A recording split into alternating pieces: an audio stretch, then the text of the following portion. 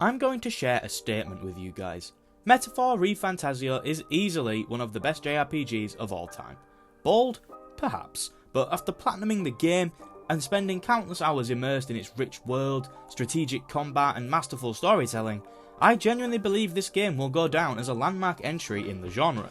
This isn't just a Persona style game with a fantasy skin, this is something far more confident, far more ambitious, and dare I say, far more brilliant. But before we get into that, if you do end up enjoying the video, then please consider subscribing as we are trying to hit 2,000 subscribers by the end of the year, but enough of that nonsense, let's get started. So, as I'm sure you're aware, Metaphor is an Atlas game. The Persona guys, and yes, the Persona DNA is visible, a calendar system, scheduled activities, social interactions, but whereas Persona confines you to the rhythms of school life, Metaphor hands you a world map and a mission to build a revolution, and that subtle shift kinda changes everything. You're not a student, you are a traveller. You could be a warrior, a tactician, trying to change the future of a kingdom, and as a result, the game gives you room to breathe, to roam, and most importantly, to save the world. The world is divided into regions, each with their own culture, conflicts and politics. As you travel between them in your runner, which is essentially a magical train meets mobile based thing, the game adopts a rhythm that's somewhere between open-ended exploration and tight narrative pacing. The runner itself deserves a mention because at first it is literally just your road of transport, but over time it does become something much more. It becomes sort of a home. Between major story beats, you return to it to rest, to plan, to train, and most memorably, to bond with your party. Some of the best moments in this game don't happen in battle or during dramatic cutscenes, they happen in the quiet spaces, when Hulkenberg shares a regret about her life as a knight. Smaller moments like that where your party just sits, reflects and laughs, it's those moments that build the emotional weight behind the grander events, and the game gives you plenty of reasons to stray from the main path.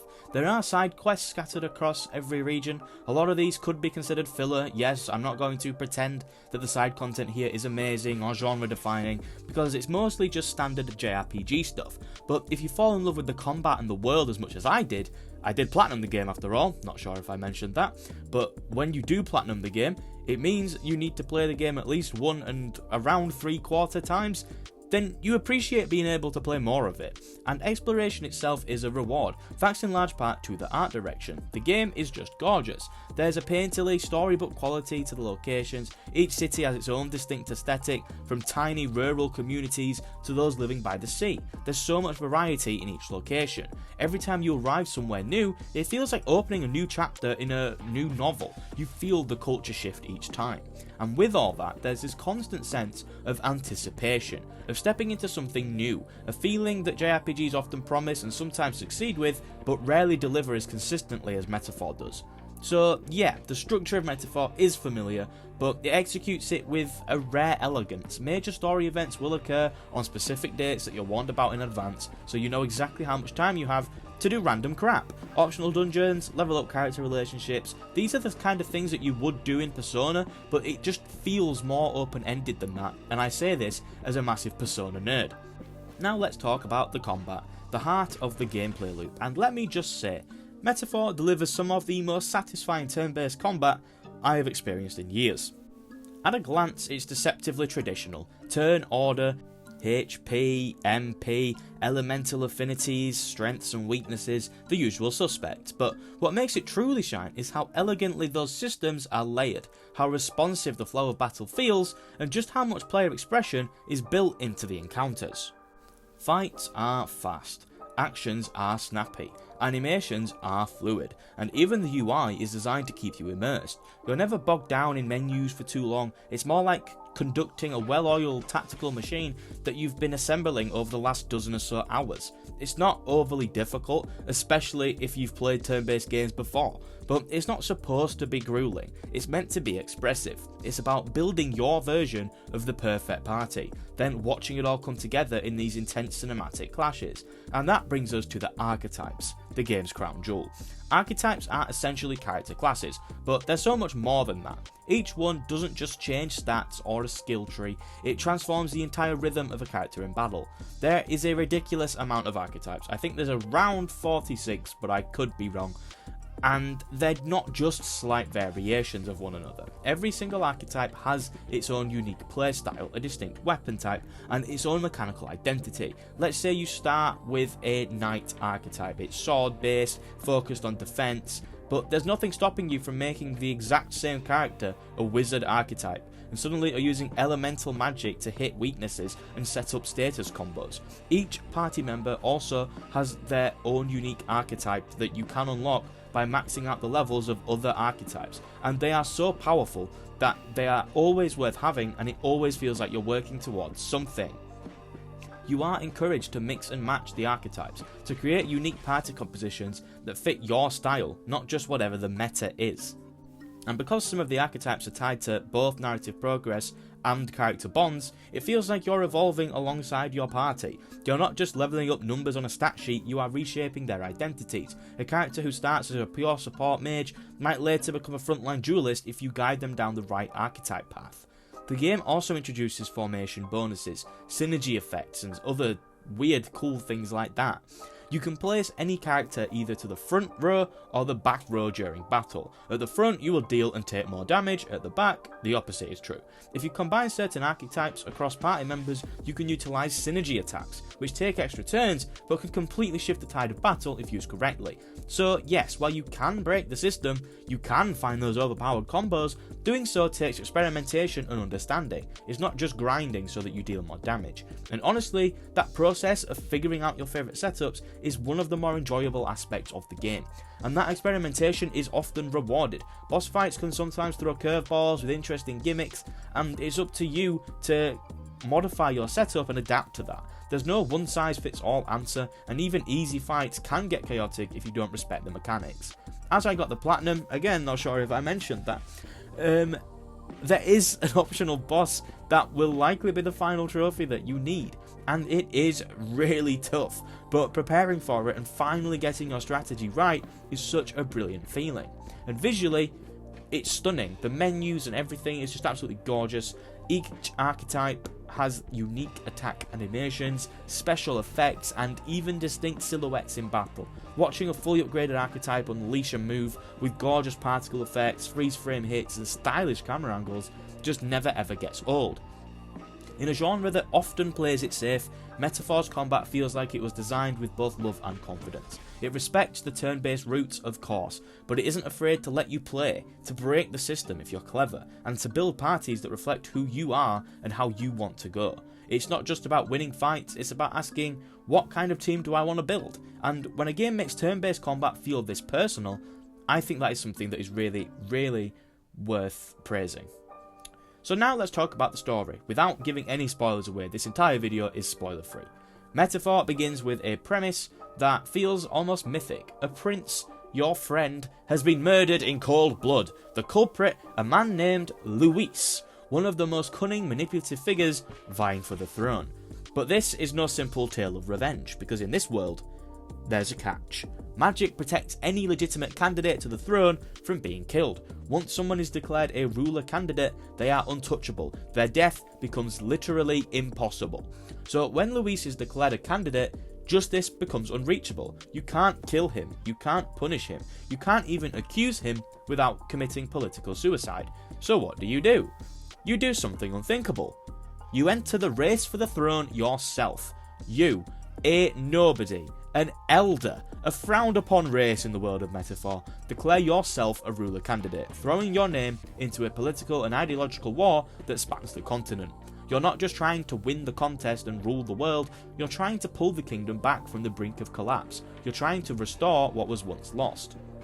It's personal, it's political, it's deeply metaphorical, as the title of the game suggests, asking you to wrestle not just with justice, but with what kind of leader you want to be. And the race for the throne isn't just a backdrop, it is the engine of the entire story. Every region you visit is shaped by a different ideology, a different leader, and a different vision of how to rule their land.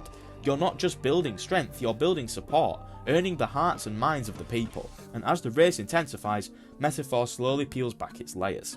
There are secrets buried deep in the kingdom's history, about the origin of the magic that protects ruler candidates, about the true nature of the monarchy itself, and about the ancient archetypical power that flows through your veins and those of your rivals. But again, and this is crucial, the story isn't about law for law's sake, it's about people, motivations, ideals, regret, the pain of loss and the fear of change. And what I appreciate most is how key points hit hard because they're earned, not just dumped on you. Even the quieter narrative moments, the campfire talks, the reflective monologues all feel intentional, building a layered, emotionally resonant world that can strike you right in the heartstrings whenever they so choose to. And Luis, his presence hangs over everything. He is not just your rival, he's the embodiment of a different philosophy, a different kind of ruler. Even when he's off screen, his influence is felt. In every political power play, every backroom alliance, every tragedy that unfolds in your path. I will save the deep dive on Luis for a few minutes, but just know the story wants you to question whether you're actually any different from him, whether your motivations are pure, or simply another shade of ambition in a world that is already drenched with it.